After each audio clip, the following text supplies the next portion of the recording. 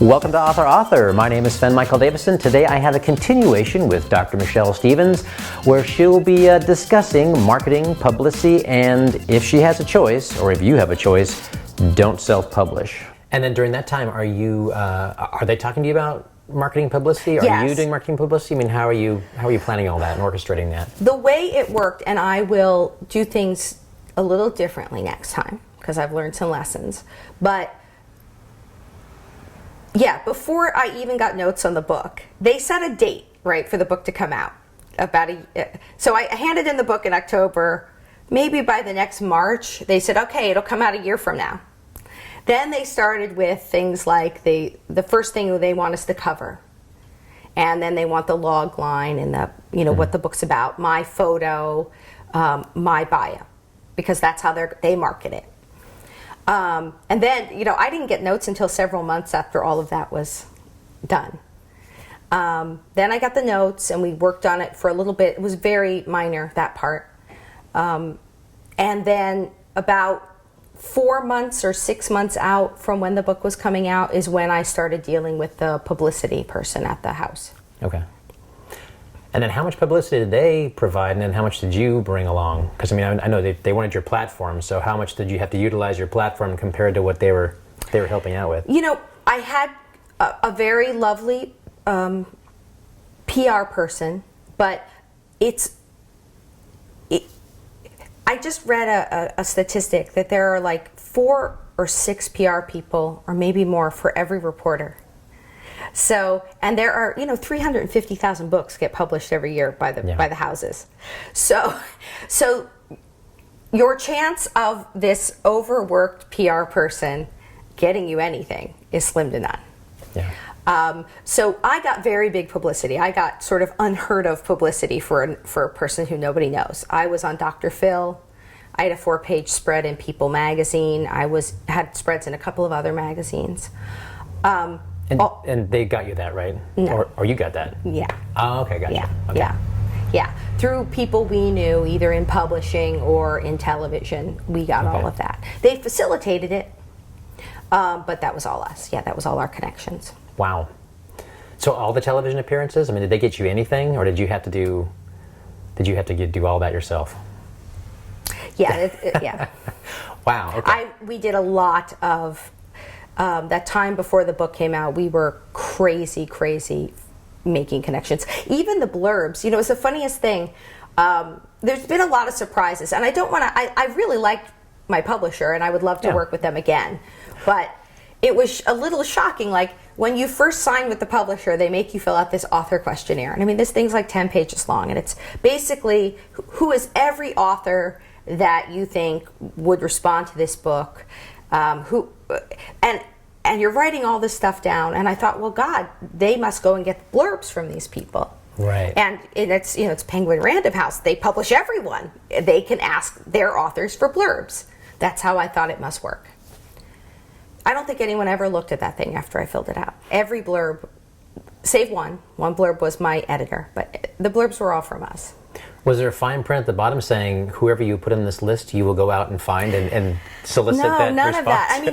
It was, and again, I don't want to diss the publisher, but I come from entertainment, right? Mm-hmm. And it's just really different. In entertainment, you have much less product and much more backing behind it in terms of PR and particularly marketing. Yeah. And so it's just not like that in publishing. So yeah, I got all the blurbs, and my wife and we just sent this thing out far and wide and used every connection we had to try to get people. People were very kind. There were people I didn't know at all, like Jack Canfield, who did Chicken Soup for the Soul. Mm-hmm.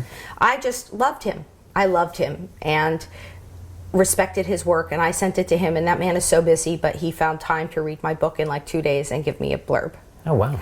And Dave Pelzer, who wrote A Child Called It, I just sent that to him cold, but he called me and he was very kind. And yeah, so I've had a lot of support from just cold sending things to people. That's nice. Yes, very nice, very nice. Wow. So, again, I guess your little window for promotion with the publishing company was what, maybe a month, maybe 6 weeks? And then from now on, you're basically, well, it sounds like you've been doing it on your own anyway, but... Yeah, they were doing it too. We also I'm hired... not trying to throw them under the bus. Yeah. No, it's... But I guess the thing here is I had a lot of friends who published books. And so I already was well informed that you have to take things under your own wing. Yeah. So we knew that. We knew that going in. And so we worked very, very hard in relation to the publisher's PR person, and then we also hired a PR firm, a book PR firm, and had weekly calls and stuff just to coordinate all of this. I mean, the leads came from us, but all of that stuff has to be coordinated and followed up on. And then the thing where I think I made a mistake is there's a rule in business that PR is useless without marketing, right? PR is free, and then marketing you pay for. So the thought, if anyone who's been to business school knows, you try to get as much publicity as you can, and then you follow that up with marketing. Because people have to see things many times before it really gets in their brain to buy it. I did not realize that there was no marketing campaign planned for my book. Okay. There were $0 allocated to the marketing of my book. Had I known that, by the time I knew that, the book had come out. And had I known that, I would have budgeted for that myself, personally. Like I budgeted for my own PR person to do follow-up marketing. But it was too late. So what you get when that happens, right, I had huge publicity and I had huge sales. First 2 weeks I had like 10,000 books sold, which is very, very good for a first-time author. And then the sales went whoop and dropped right off. Because if there's nothing to follow it up with. So that is something I learned. And next time, some of these marketing gurus, like Tim Ferriss, who's a big marketing guru for books, say you should be starting the marketing for a book 3 years ahead of time in different ways. So now I know. So there's always this big giant question between self-publishing and not to self-publish. And again, I'm not trying to throw anybody in the bus, but knowing what you know and knowing what you had to do you see advantages to self-publishing? Do you see advantages to going with the big house? Do you feel like, if you were to do the pro and con list, one might come up better than another? Or there's no question that if you can go with a big house, you should go with a big house. And how come?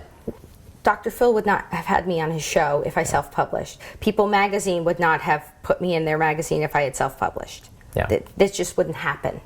There is still a cachet to saying I'm published by Putnam. And I got a very good advance. Yeah. Overall, this for me was an incredible Cinderella story, right? I've been a writer my whole life, and to be at the point where I was able to publish this book for a very nice advance and work with a really genuinely wonderful company. Also, I had a great editor. She didn't edit a lot, but she edited very well. And so she made it a better book. So I still think if you can, you should absolutely go with a publisher. I like to call it a memoir/psychology book because it really is both. It is a memoir about my journey from really extreme child abuse to the mental illness that it created, and finally to my overcoming it. So it's a story about triumph over extreme adversity, but along the way, because I'm a psychologist, I explain a lot about child abuse and what it does to people and how to get good therapy. Please subscribe so my dad can make more videos like this. Thank you.